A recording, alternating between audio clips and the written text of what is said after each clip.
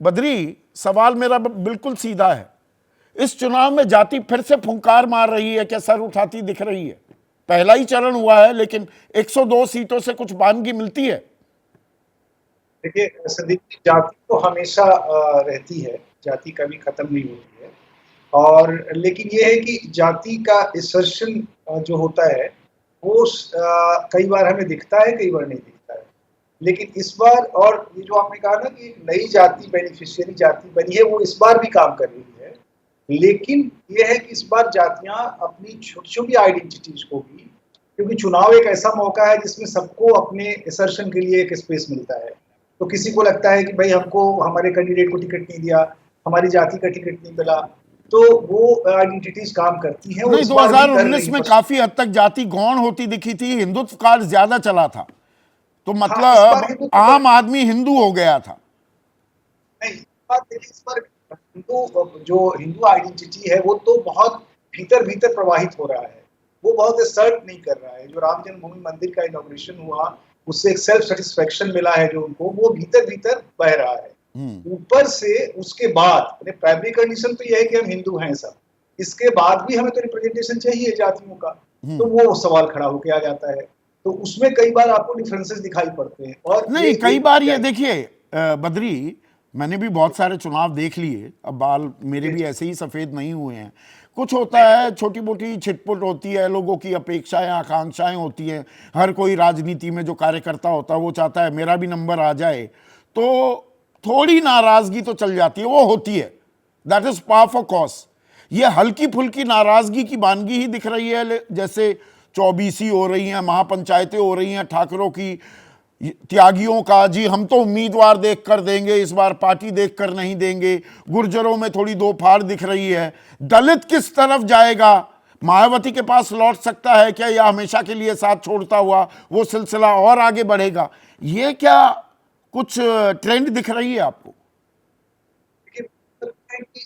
ये दो तरह का, एक ही साथ दो डिस्कोर्स चल रहा है। एक जो ये आपको सुनाई पड़ रहा है, पंचायत ये वो, एक तो ये चल रहा है, लेकिन इसके साथ साथ एक भीतर भीतर अंडर करेंट ऑफ मोबिलाइजेशन भी चल रहा है, और वो दो आधारों, तीन आधारों पर चल रहा है। आपने एक शुरू में बहुत अच्छी बात कही कि ये चुनाव के मुद्दों का चुनाव नहीं है। मेरा मानना है कि ये चुनाव इमेज का चुनाव है, नैरेटिव का चुनाव नहीं है। और इमेज में दो इमेज उत्तर प्रदेश में बहुत प्रभावी हैं, मोदी और योगी। उसके बाद ये सारी जो जातियों का असर्शंस वगैरह, ये आपको सेकेंडरी चीजें जो दिखाई पड़ रही हैं, ये अपना असर डालेगी, कुछ माइनस कर सकती है, कुछ जोड़ सकती हैं। लेकिन आप देखिए, आपको कुछ जो डोमिनेंट जातियां हैं उनमें ये ट्रेंड दिखाई पड़ रहा है। लेकिन पश्चिमी उत्तर प्रदेश में बहुत सारी जातियां हैं, ओबीसी में, एमबीसी में, दलित में, जिनके कोई ट्रेंड नहीं दिख रहा है, जिनमें कोई आपको इस तरह का नहीं नहीं, मोबिलाइजेशन ट्रेंड नहीं दिख दिख रहा रहा है। है, ट्रेंड दिख रहा है। मैं यहां और पर दलितों थोड़ा का, सा एक और इंटरवेंशन करना चाहूंगा। मैं एक उदाहरण दे दूं, मुजफ्फरनगर में मायावती ने प्रजापति को चुनाव में उतार दिया, तो वो मैं, वहां पर वो समाज जो हाँ, बीजेपी की तरफ जाता दिखा था, वो थोड़ा छिटकता दिख रहा है। सैनियों में नाराजगी, वो भी अपनी पहचान, जी हमारे उम्मीदवार कितने, हर कोई अब ये गिनने लगा है। ये चीजें पहले हुआ करती थी, 10 साल में नहीं दिखी। हाँ, नहीं, लेकिन जो मायावती की राजनीति है वो हमेशा इसी तरह से रहती है, और इस राजनीति में इस बार उन्होंने वो डबल एज स्वॉर्ड के रूप में काम कर रही है। वो दोनों तरफ काट रही है। आपने जो जो कैलकुलेशंस में दिखाया सीटों का, जो उसमें भी ये साफ दिखता है कि कई जगह वो बीजेपी को काट रही है, कई जगह उसको काट रही है, समाजवादी पार्टी को काट रही है, और बहुत ही कैलकुलेटेड मूव है मायावती का। वो जो कैंडिडेट विनेबल नहीं भी हो सकते हैं, प्राय विनेबल नहीं होंगे, लेकिन वो वोट काट के इस बार अपनी जो वैल्यू है, पॉलिटिकल वैल्यू, वो स्थापित करना चाहती हैं। और आपने ये सुना होगा, आपके साथ रिपोर्टर्स ने बताया भी होगा कि पश्चिमी उत्तर प्रदेश में इस बार दलितों ने कहा, हम किसी एजेंडे पर वोट नहीं दे रहे हैं, किसी इशू पर वोट नहीं दे रहे हैं, पार्टी को बचाना है, हम अपनी पार्टी को बचाने के लिए वोट दे रहे हैं। बहुत जगह जो हाथी को दलितों का वोट मिला है, वो मायावती को, जो आपने कहा, अस्तित्व बचाने के लिए, भाई पार्टी खत्म हो जाएगी, तो वोट हमें देना है मायावती को इस पर। तो मैं ये भी यही, हुआ है। इसमें जातिगत जनगणना का कितना पुट है? जातिगत जनगणना, जिसकी जितनी आबादी उसकी इतनी, उसको उतना ही हक मिलना चाहिए, ये एक नैरेटिव भी चला था। उसकी भी जो आपने करंट छोड़िए, अंडर करंट दिख रहा है क्या उसका? क्योंकि ये चुनाव बड़ा चुप्पी वाला चुनाव है, बड़ा शांत मौन चुनाव है। बिल्कुल, आपने बहुत सही कहा कि चुनाव चुप्पी वाला चुनाव है, और इसमें बहुत तरह के अंडर करेंट्स काम कर रहे हैं।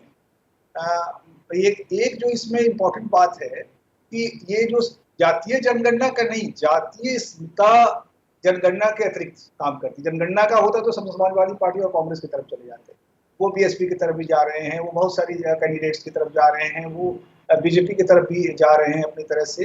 तो इसलिए मुझे लगता है कि इसमें जो अंडर करेंट है वो ये है कि जाति इस बार रिप्रेजेंटेशन के लिए, क्योंकि क्या होता है जब एक बार बड़ी आइडेंटिटी फैल जाती है, माइक्रो आइडेंटिटी, तो माइक्रो आइडेंटिटीज अपना महत्व खोने लगती है, वो एक समय तक चलता है, फिर वो माइक्रो आइडेंटिटी असर्ट करने लगती है। तो ये माइक्रो आइडेंटिटी के असर्शन का भी चुनाव है और मायावती इस बार उसका फायदा उठा रही है। और ये अगर जो बढ़ रहा है, इसको बढ़ाने में मायावती की बड़ी भूमिका है। उन्होंने जातियों के रिप्रेजेंटेशनल फाइट को बढ़ाया है टिकट दे देकर। तो ये बढ़ गया है, ये जाति का पुट फिर से बढ़ता दिखाई दे रहा है।